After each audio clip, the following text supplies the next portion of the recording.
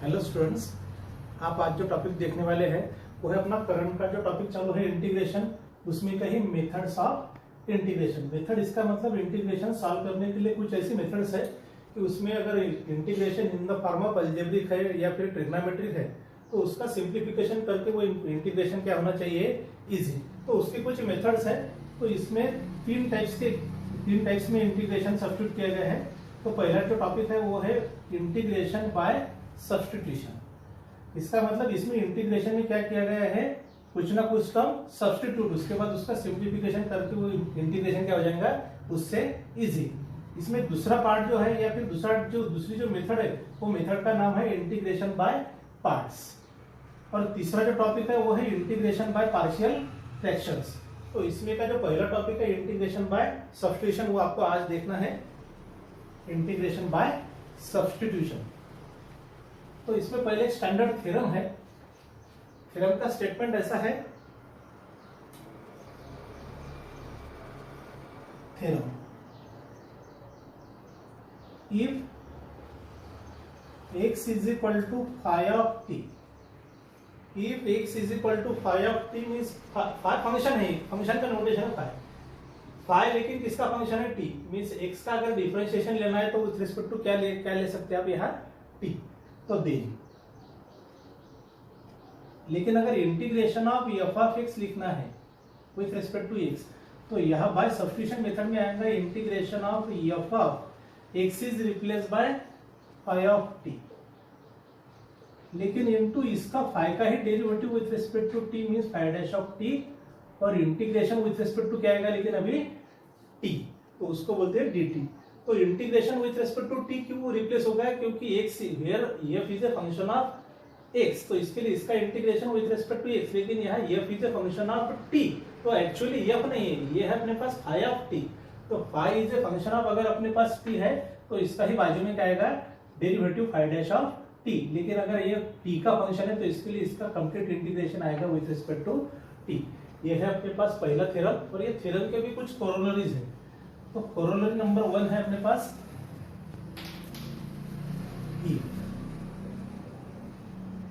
Integration of f of x is equal to g of x plus c। Means f function का अगर integration with respect to x लिया जाए, उसकी value अगर g of x है तो देंगे integration of f of ax plus b।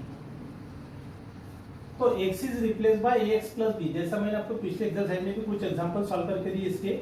तो x इज रिप्लेस बाय अगर ax प्लस b, तो x का कोएफिशिएंट अपने पास ये है, जो a है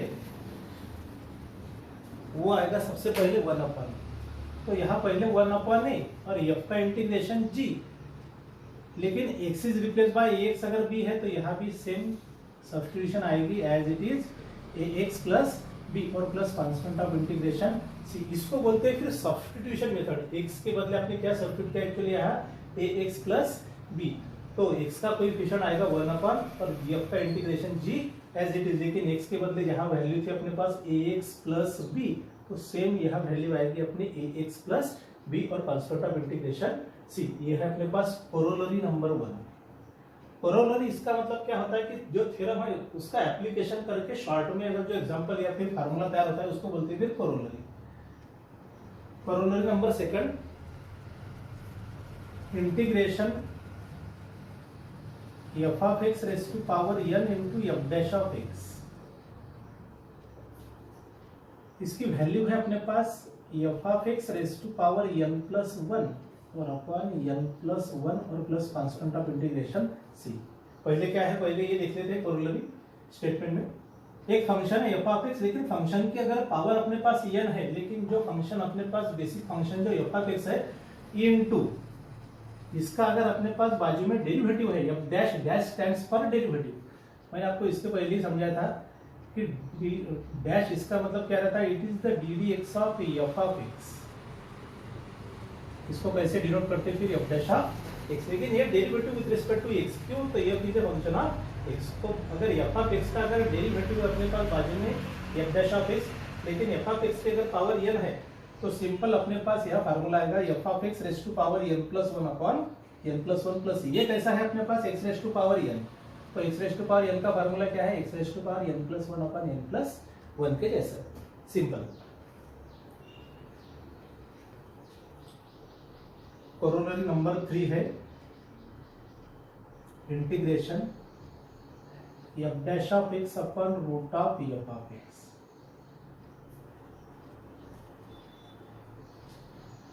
इज इक्वल टू वैल्यू है 2 रूट f ऑफ x और plus constant of integration c।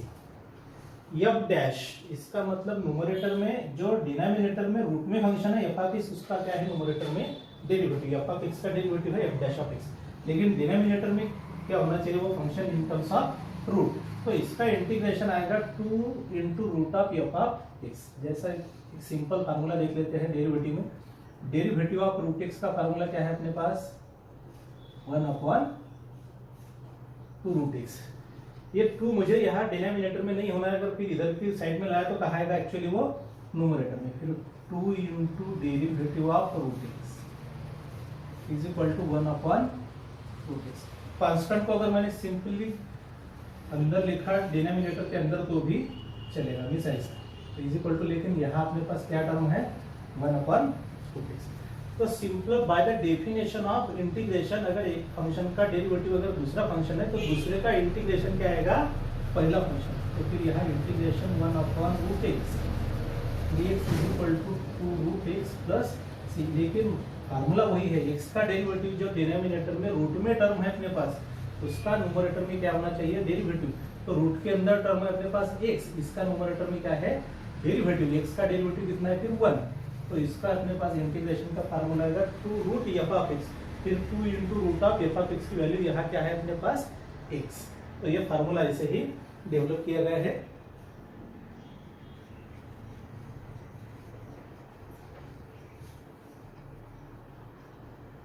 और नंबर 4 वाली प्रॉपर्टी कोरोलरी, ये सबसे ज्यादा इसके एग्जांपल है अपने पास। Integration f dash of x upon f of x is equal to log of mod of f of x plus c। एक आधा फंक्शन अगर इंटीग्रेशन में डिनोमिनेटर में अगर अपने पास है f ऑफ x, उसका न्यूमरेटर में क्या होना चाहिए डेरिवेटिव। डिनोमिनेटर के फंक्शन का अगर न्यूमरेटर में अपने पास डेरिवेटिव है तो इसकी वैल्यू है अपने पास log of mod of f of x plus c। log of mod, mod क्यों दिया गया है कौन से किताब में या फिर बुक में अपने पास ये मॉड नहीं है, तो मॉड इसके लिए देते हैं क्योंकि log में जो टर्म है अपने पास वो है सिर्फ पॉजिटिव, नेगेटिव टर्म की लॉगरिथम लेते नहीं आती है। तो फिर log of mod of f of x, तो f ऑफ x कहाँ होना चाहिए डिनोमिनेटर में, लेकिन डिनोमिनेटर के फंक्शन का यहाँ क्या होना चाहिए न्यूमरेटर में डेरिवेटिव। तो ये फार्मूला एप्लीकेबल है। Integration f dash of x upon f of x की वैल्यू है log of mod of f of x plus c। ये कोरोलरी के कुछ स्टैंडर्ड फार्मूले है अपने पास। अभी पहले वो देखना है। इंटीग्रेशन, ये प्रॉपर्टी दोबारा ऊपर लिख रहा हूं मैं आपके लिए।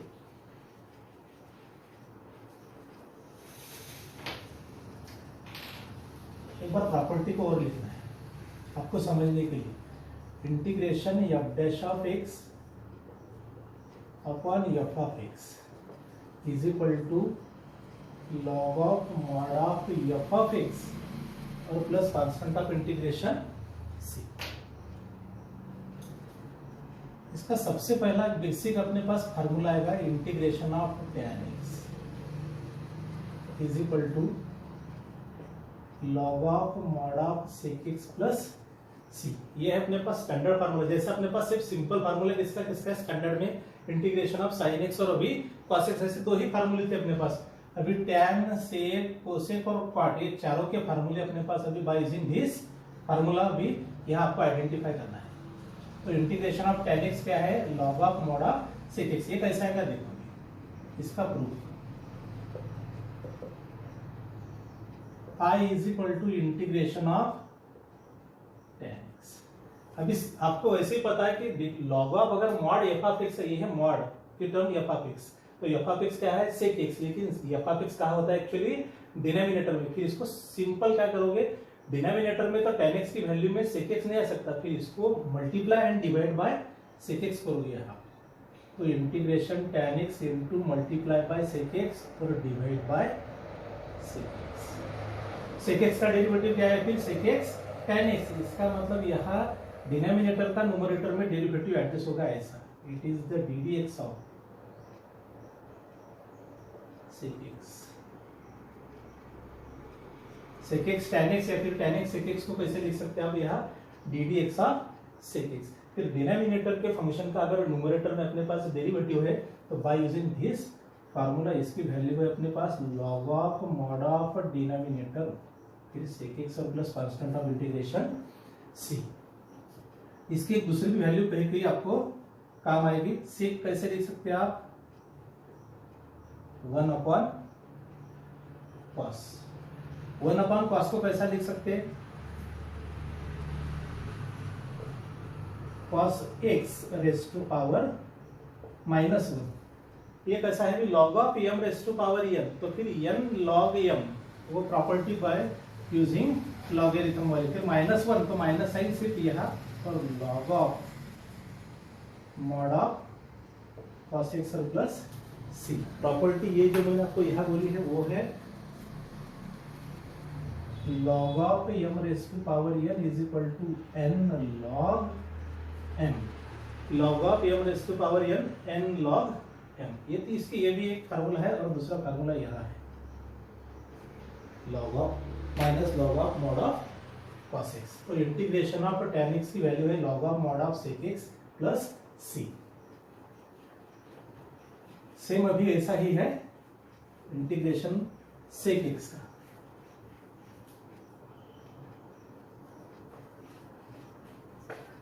इंटीग्रेशन ऑफ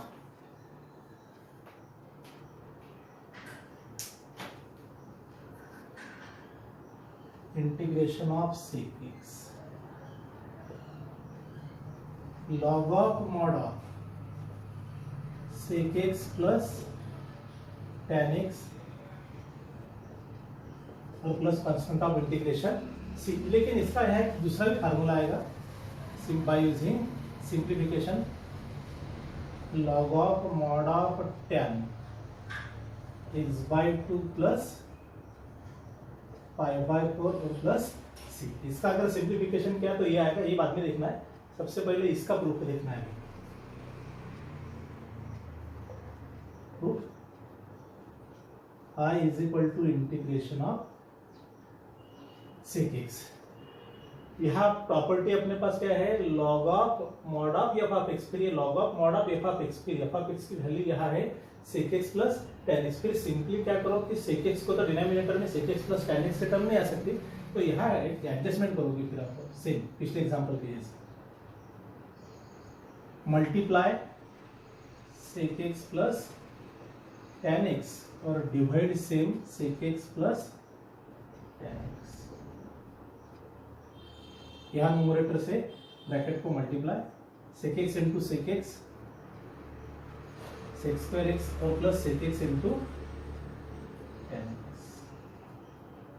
और डिनोमिनेटर की term as it is sec x plus tan x। क्या दिख रहा है आपको sec x का डेरिवेटिव सिर्फ 2 नंबर पे आ गया sec x tan x, और tan x का डेरिवेटिव 1 नंबर पे है sec स्क्वायर x। इसका डेरिवेटिव अपने पास अगर न्यूमरेटर में फॉर्म है तो इसको आप ऐसा लिख सकते हैं it is the ddx of sec x plus tan x और ये डिनोमिनेटर की टर्म एज इट इज। अब ये कौन से फॉर्मेट में आ गया है जो अपने पास ऊपर प्रॉपर्टी लिखी है वो integration f dash of x upon f of x, integration f dash of x upon f of x, तो log of mod of f of x, तो यहाँ इसकी वैल्यू आएगी log of mod of f of x, जो denominator में term है वो है f ऑफ x, तो log of mod of sec x plus tan x। लेकिन इसका ही मैंने पहले बोला आपको कि log of mod of sec x तो ये आ गया, फिर इसका ही सिंप्लीफिकेशन, तो log तो एज इट इज है, फिर sec x plus tan x की वैल्यू ये आनी चाहिए tan ऑफ x/2 प्लस π/4, वो भी अभी कंसीडर कर लेंगे। लेकिन तो इसको इक्वेशन नंबर अगर सपोज 1 दे दिया जाए और इसके बाद यहाँ से कंटिन्यू करना है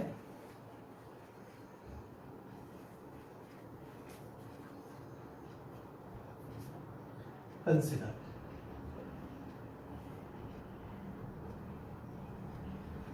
sec x plus tan x।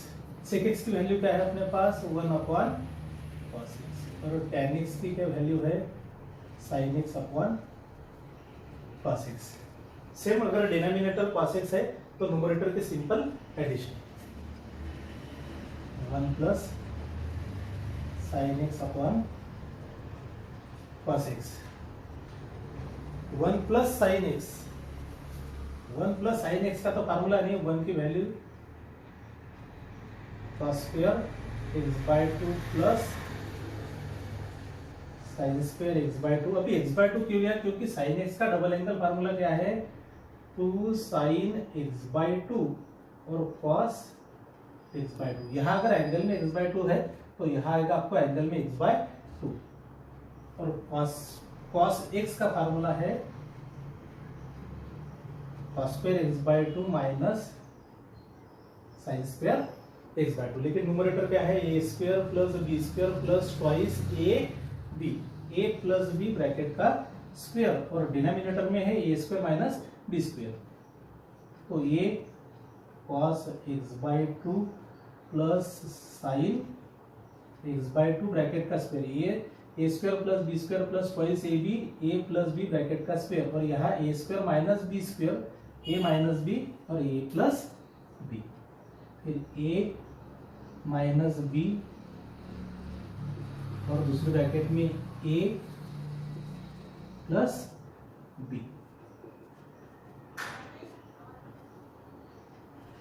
यहाँ cos x by 2 plus sin x by 2, यहाँ भी cos x by 2 plus sin x by 2, फिर यहाँ स्क्वायर में किसी एक टर्म कैंसिल और ये डिनोमिनेटर की एक टर्म कैंसिल। फिर भी अपने पास क्या बाकी है cos x by 2 plus sin x by 2 और upon cos x by 2 minus sin x by 2,